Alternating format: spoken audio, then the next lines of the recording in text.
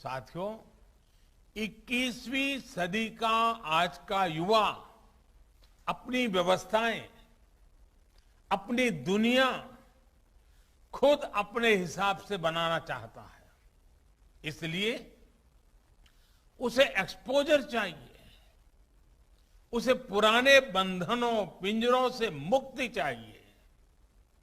आप देखिए, आज छोटे छोटे गांवों से, कस्बों से निकलने वाले युवा कैसे कैसे कमाल कर रहे हैं। इन्हीं दूर दराज इलाकों और सामान्य परिवारों से आने वाले युवा आज टोक्यो ओलंपिक्स में देश का झंडा बुलंद कर रहे हैं, भारत को नई पहचान दे रहे हैं। ऐसे ही करोड़ों युवा आज अलग अलग क्षेत्रों में असाधारण काम कर रहे हैं, असाधारण लक्ष्यों की नींव रख रहे हैं। कोई कला और संस्कृति के क्षेत्र में पुरातन और आधुनिक के फ्यूजन से नई विधाओं को जन्म दे रहा है। कोई रोबोटिक्स के क्षेत्र में कभी साईफाई मानी जाने वाली कल्पनाओं को हकीकत में बदल रहा है।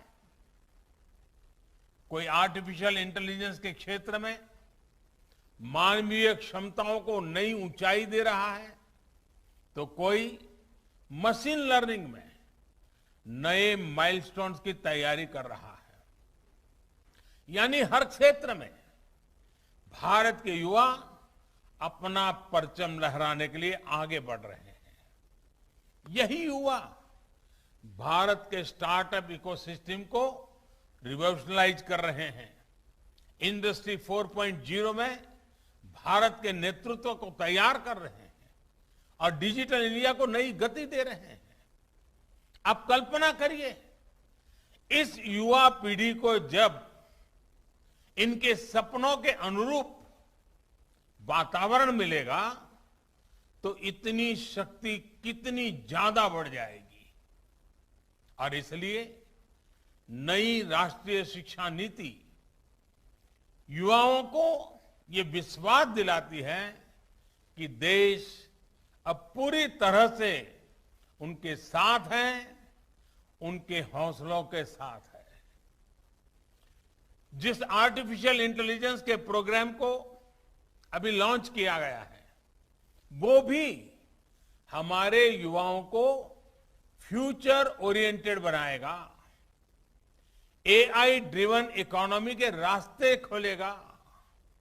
शिक्षा में ये डिजिटल रिवॉल्यूशन पूरे देश में एक साथ आए, गांव शहर सब समान रूप से डिजिटल लर्निंग से जुड़े, इसका भी ख्याल रखा गया है। नेशनल डिजिटल एजुकेशन आर्किटेक्चर यानी एनडीआर और national education technology forum NETF इस दिशा में पूरे देश में डिजिटल और टेक्नोलॉजिकल फ्रेमवर्क उपलब्ध कराने में अहम भूमिका निभाएंगे। युवा मन जिस दिशा में भी सोचना चाहे, खुले आकाश में जैसे उड़ना चाहे, देश की नई शिक्षा व्यवस्था उसे वैसे ही अवसर उपलब्ध कराएगी।